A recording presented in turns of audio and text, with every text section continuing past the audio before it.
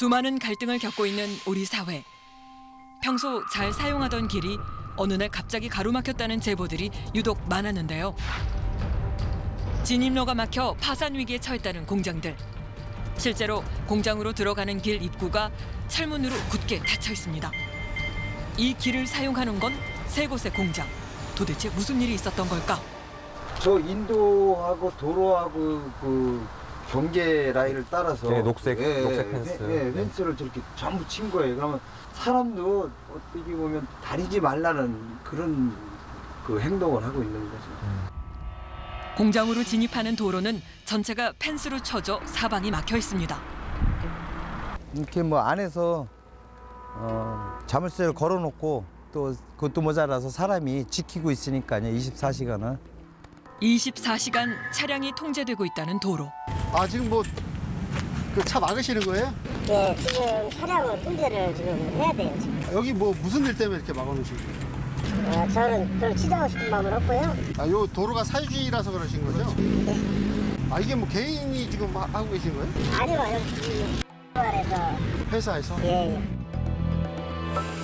삼엄하게 통제되고 있어 안쪽의 공장들은 진입에 많은 어려움을 겪고 있답니다.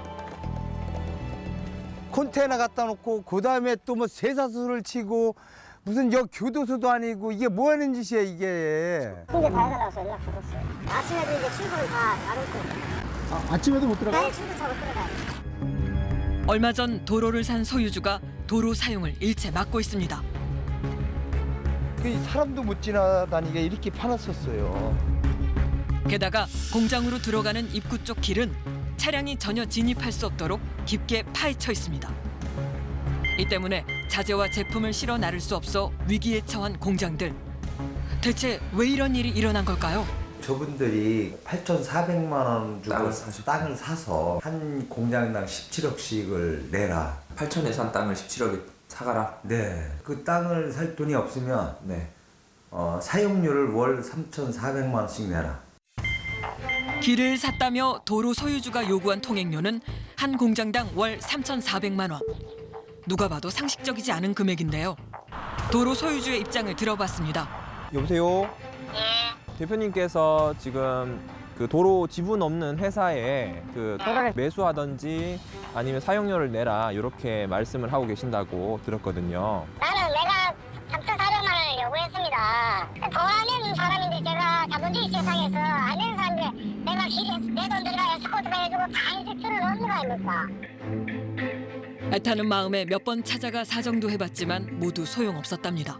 우선은 저희가 법원에 이제 가처분 소송을 우선 냈고요. 두 번째는 저희가 이제 사도를 이제 우리가 이제 도로를 내려고 땅을 좀 매입을 해서 따로 매입을 준비 중이신 거예요? 결국 법적인 절차를 밟을 수밖에 없었는데요. 공장들의 사정은 현재 어떻게 달라졌을까? 방송 이후 약 8개월 만에 다시 찾았습니다. 예전과 달리 활발히 돌아가는 공장. 아 요새 이렇게 좀 많이 바쁘세요? 네, 요새 많이 바빠요. 차들은 다 잘 들어오시나 봐요. 차는 지금 뭐 가처분 신청 결정 나고서 길을 못 막으니까 차량은 이제 운행하고 있어요. 이제는 사용할 수 있다는 길. 어떻게 달라졌을까요? 이분들이 저기 다 팔았잖아요. 이제 다 이렇게 또 복귀를 했어요, 자기들이. 사건 당시 파헤쳐졌던 길도 이제는 다시 메워져 있었는데요. 차량이 드나드는데 아무런 문제가 없습니다. 가처분 결정문이 길을 하루 막으면 하루에 300만 원의 손해배상을 해주라는 그 판결문을 받은 거예요. 길을 막은 것이 업무 방해라는 법원 판결이 내려졌는데요. 다시 길을 막으면 도로 소유주는 하루에 한 공장당 300만 원을 지급해야 합니다. 여기 이제 완전 열어놓게 있네. 네, 옛날에 해놨던 거 그대로 있긴 하네. 그죠? 그대로 있으면서 닫지는 안 하고 열어놨죠, 잔열. 이제 닫으면 업무 방해가 진행되는 거니까. 이제는 누구나 자유롭게 통행이 가능해진 진입로. 문제가 잘 해결되어 정말 다행인데요. 공장들은 혹시나 하는 마음에 다른 방안도 마련해 놓았답니다. 여기 다 부쉈잖아요. 그래 여기서 이렇게 길을 지금 냈어요. 여기 쭉 이렇게 2020년 1월에 허가 나와서 공사를 이제 계속 진행해 왔죠. 양쪽 집에서 같이 쓰게끔 여기 이렇게. 공장에 인접한 땅을 매입해 원래 진입로 외에 새로운 진입로를 만들었답니다. 또 길 또 막으면 또 제일 또 우선 급한 건 또 저희니까 후선책으로 이렇게 이제 도로를 아예 내기로 맘먹었죠. 안전하게. 그런데 방송 후 다른 현상도 있었다는데요. 경기도 충청도에 저희하고 유사한 그런 그 상황이 처해 있는 분들이 있더라고요. 자기네들도 지금 어떻게 대처를 해야 될지 모르겠다. 자문을 구하러 우리 사무실에 많이 왔었어요. 얘기 좀 해주셨어요. 많이 해줬죠. 많이. 굉장히 고마워들 하시고 많은 참고됐다고 하고서 흡족해 해갖고 가시는 분들 많았어요. 이같이 막힌 길 때문에 어려움을 겪고 있는 곳이 많은 현실. 2019년 11월 제보자들이 찾은 곳은 부산입니다. 최근 새롭게 각광받는 해리단길인데요. 부산 오면 여기가 진짜 핫플이죠. 꼭 와야 되는. 너무 예쁘지 않나요? 예쁘게 추억을 담는 사람들. SNS를 뜨겁게 달구는 명소입니다. 그런데 아기자기한 골목에 갑자기 수상한 펜스가 등장했다는 제보. 펜스엔 사람들이 남긴 메모가 가득한데요. 어떤 메모들이 있는 걸까요?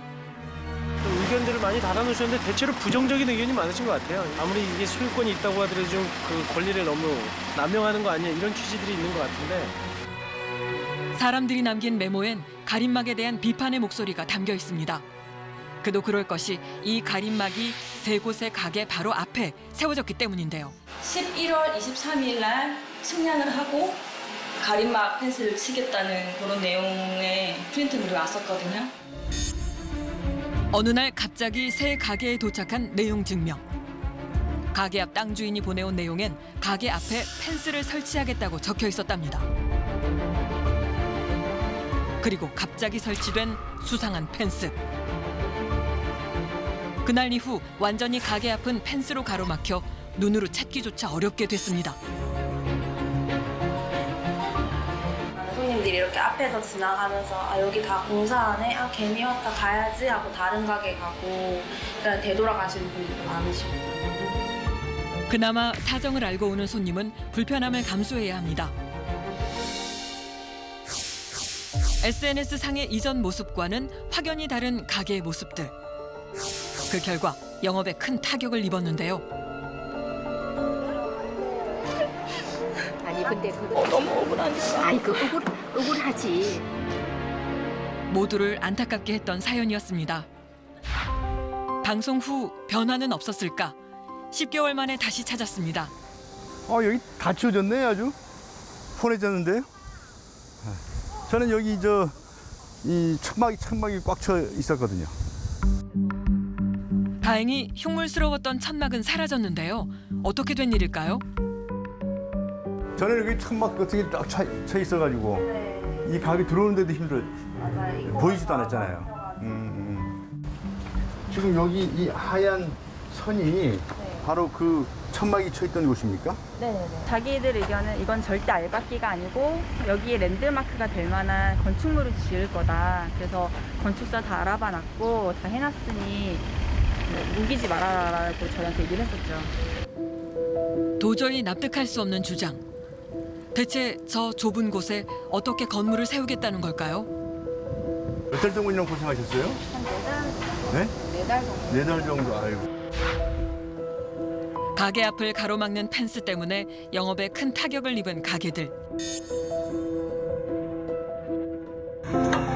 가림막은 약 4개월 만에 치워졌습니다. 구청이랑 그 직원분이 여기 업체랑 얘기하는 그 시점하고 이제 그 재판이 이렇게 소송했던 게 이렇게 뭐 넘어가고 했던 게 타이밍이 다 잘 맞아가지고 그런 거 같아요. 저희는 재판도 이제 승소를 하고 진행을 하던 게 있었고 그것도 완치 잘 판결이 나고. 가게 앞을 가로막은 구조물의 설치는 영업 방해에 해당된다는 법원의 판결이 있었습니다. 이거를 방송으로 내보내주시고 그걸 보고 같이 시민들이 같이 분노를 해주시고 그래서 막 서명을 하거나 항의를 하거나 뭐 항의 전화, 뭐 구청에 항의 전화를 해주신다거나 왜 해결이 안 나냐 이런 식으로. 방송 이후 사람들의 관심과 응원이 이어졌고 이는 문제 해결에 큰 도움이 되었답니다. 저희가 엄청 뭐 큰 가게도 아니고 그냥 되게 작은 가게들인데 이렇게까지 미디어에 많이 다뤄지고 인터넷 같은 데 기사로 많이 다뤄지고 그렇게 했던 게 되게 저희도 되게 신기했고 감사하고. 이제 해리단 길에 다시 평온이 찾아왔습니다. 한동안 가게 앞을 막았던 철 구조물이나 가림막 때문에 고통받았던 이분들은 그동안에 이 어려움을 이겨낼 수 있었던 것은 바로 이곳을 찾아주신 관광객들, 고객들 그리고 주변의 여러 이웃들의 힘이었다고 말합니다. 이것은 잘 해결해줘서 다행인데요. 지금도 길 문제 때문에 고통받는 이들이 많다고 합니다. 사유재산권을 행사하는 것은 물론 자유입니다. 하지만 그것이 이웃들에게 고통을 준다고 한다면 문제가 달라집니다. 우리는 어떻게 해서든지 상생의 길을 찾아야 하지 않을까 싶습니다.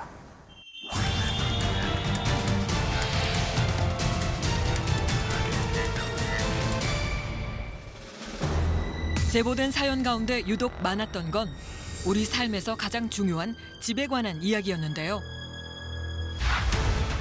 2018년 7월 방영된 한 아파트 사례는 사람들을 충격에 빠뜨렸습니다. 곳곳에 가득한 심상치 않은 균열들. 아파트의 상태는 한눈에 봐도 너무나 심각했는데요.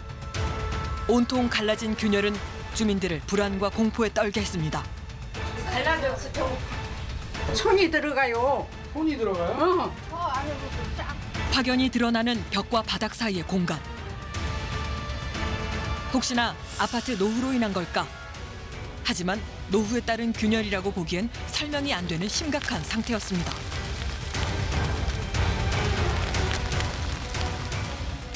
이런 부분을 직접 눈으로 보시고 매일 또 진행되는 걸 보다 보니까 주민들이 불안과 공포 속에 살고 있습니다.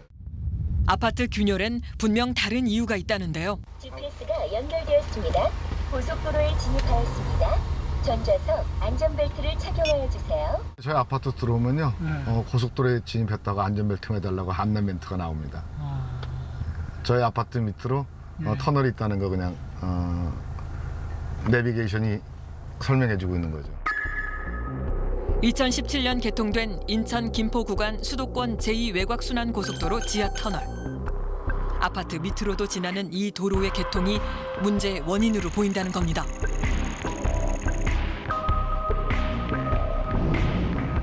하루 약 4,000대의 차량이 통행하는 약 5.5km 규모의 고속도로 지하 터널. 이 터널 개통 후 문제의 아파트는 물론 주변 지역 다른 건물에도 심한 집안 침하 현상이 나타나고 있다는데요. 균열이 심하게 발생한 또 다른 건물로 아파트 바로 옆 교회가 있습니다. 여기 보시면은 이제 발파 작업으로 인해서 이렇게 이제 균열이 갔고요. 그 다음에는 이제 땅이 또 계속 이제 꺼져감으로 인해서 이 튼튼한 철문이 그냥 확 휘어버릴 정도의 그런 충격을 입은 거죠. 예. 철문이 휘었네요. 문틀이 휘어져 제대로 닫히지 않는 방화문.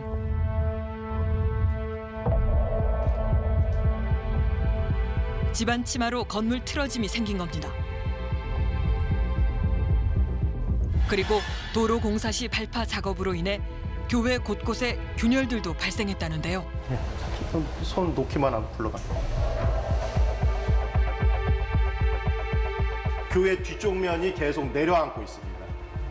그래서 저쪽 면보다 지금 한 6cm 정도 지금 내려간 상태입니다. 시공을 담당했던 건설사에 인터뷰를 요청한 결과 서면으로 답을 해왔는데요. 그동안 계속 모니터링을 해왔고 특별한 문제는 없었다는 입장입니다. 그렇다면 책임 기관인 국토교통부는 어떤 입장일까요? 도심지에 그 도로터널 간사되는 게 거의 최초예요. 도로구역 결정으로 공사를 할 수 있는 걸로 판단했었고요. 반드시 선 보상 후에 공사를 하도록 되어 있지 않습니까? 도시보상법상. 그걸 저희가 놓친 거죠, 사실. 애초에는 보상은 예정하고 있지 않으셨던 건가요? 아니, 그렇습니다. 제대로 된 보상 절차마저 없었답니다. 그 결과 억울함을 호소하기 위해 거리로 나온 주민들.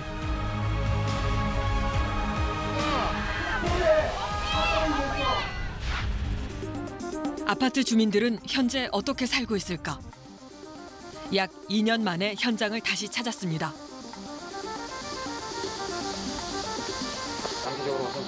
TV 제보자 되시면서 왔습니다. 네, 안녕하세요. 자, 아직도 이거 계속 붙여놓고 계시네? 하나도 해결된 게 없습니다. 하나도 해결된 게 없다고요? 예. 2년 전에는 이게 지금 땅에 이렇게 붙여 있었습니다. 2년 전에 여기 있었다고? 예, 근데 예. 지금 벌써 이만큼 더 내려갔다는 거예요? 예. 지금 사실 이 차이가 생긴 게 그렇게 오래된 것 같지는 않은데, 그렇죠? 요거는 불과 생긴 지 한 3, 4개월 됐습니다. 요번 비에 아주 갑작스럽게 뚝 떨어졌어요. 아파트의 집안 침하는 아직도 계속 진행되고 있는 것으로 보입니다. 서로 내려가 있네, 거기가.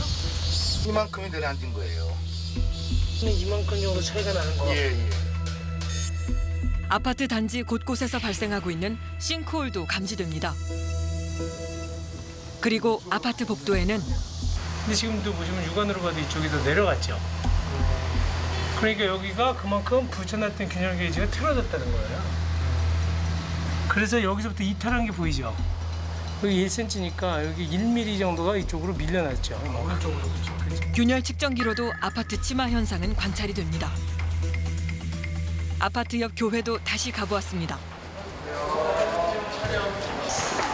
아, 여기가 완전히 충이졌네, 여기가. 예, 저쪽이 이제 전면이 이쪽 뒤로 오면서 여기서 걸리는구나. 여전히 방화문이 제대로 닫히지 않습니다. 이거는 본의 아니게 소방법을 위반하는 일이 돼버렸네.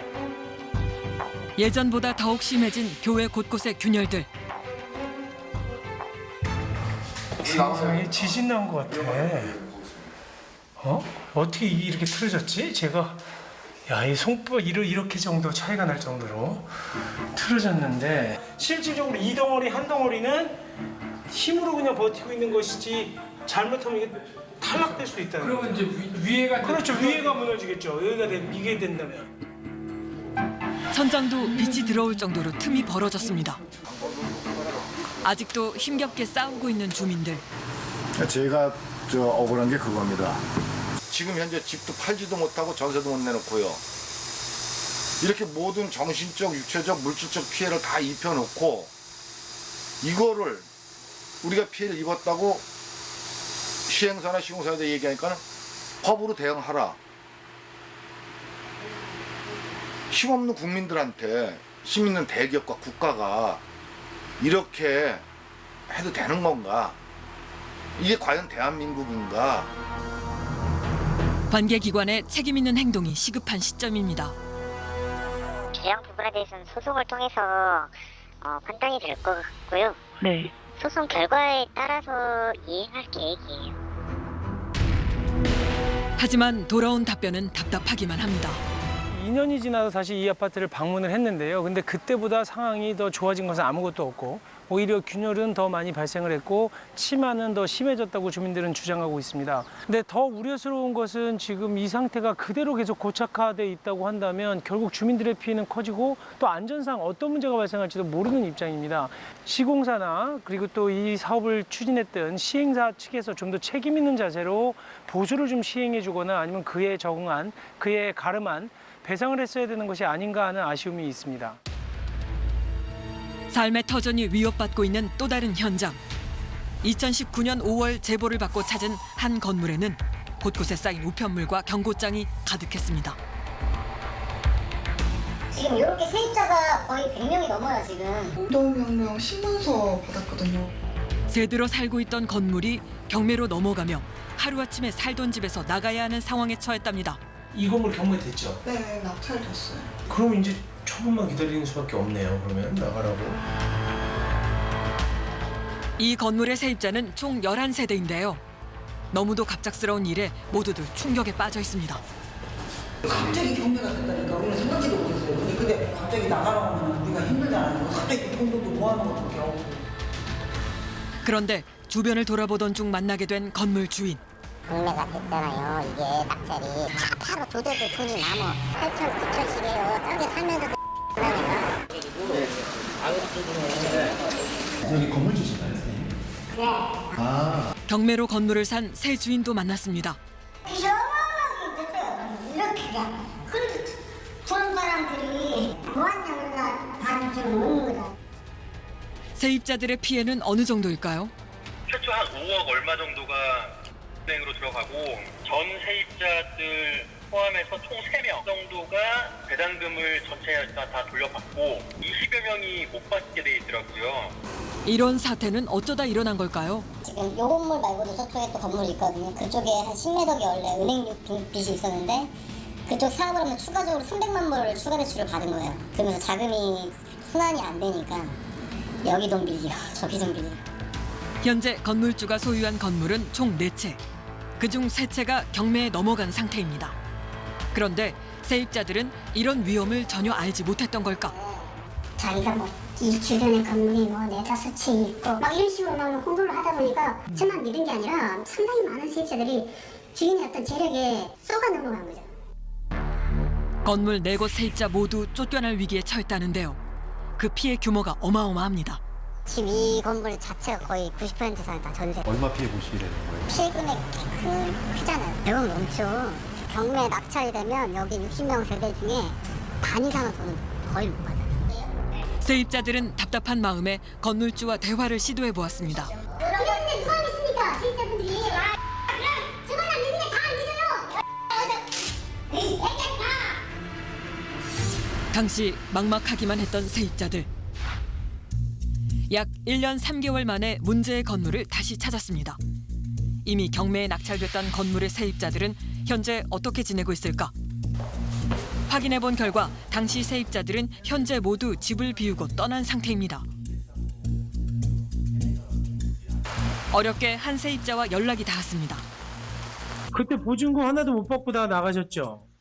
네, 그 당시는 못 받았어요. 소송했는데 네. 법원에서 그 부동산 협회는 1,200 정도 주고 나머지 못 받은 거에 대해서는 집주인한테서 받으라고. 네. 아이고, 그러면 3,800 정도를 못 받으셨군요. 임대인은 만나보셨어요? 다음 달에 주겠다. 그냥 아직 전에 그 말만 하고 있어요. 경매에 넘어갔던 또 다른 건물도 찾아가 보았습니다.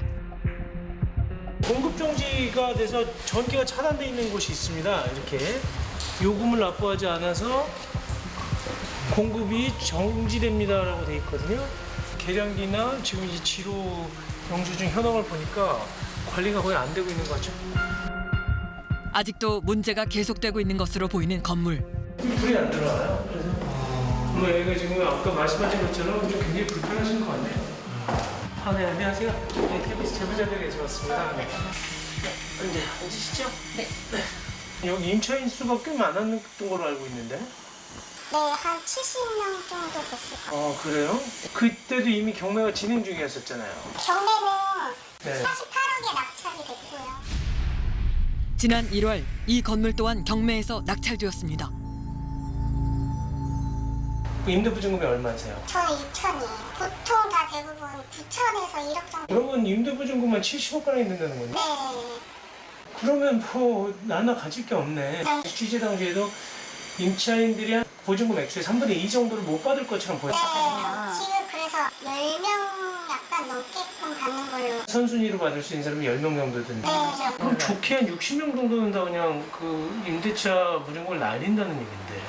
그런 상황인 것 하나도 좋아진 게 없네요. 우려했던 게 현실화가 된 것뿐이네. 대부분의 세입자들이 전세 보증금을 돌려받지 못하고 쫓겨날 위기에 놓여 있습니다. 네, 안녕하세요. 안녕하세요. KBS 제보자들에서 나왔습니다. 세입자들은 지금 이 상황에 대해 어떤 입장일까요?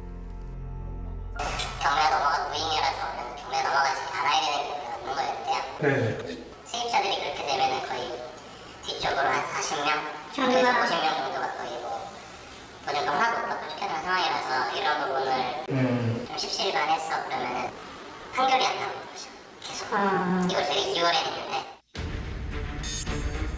경매로 건물이 넘어가도 보증금을 전혀 돌려받지 못하는 상황. 새 주인이 오면 그냥 쫓겨날 위기에 놓인 세입자들이 경매를 취소해달라고 요청한 상태입니다. 근데 이게 굉장히 아이러니한 일이 생긴 건데 경매를 막아야 될 임대인매를 대신해서 지금 도와주고 있는 꼴이 됐네요. 안 그러면 뭐 혹시 더 날린다고 그런 식으로 하는 건가? 건물이 처리돼도 여전히 전세 보증금을 잃을 위기에 놓인 세입자들. 너무도 안타까운 상황은 여전히 계속되고 있습니다.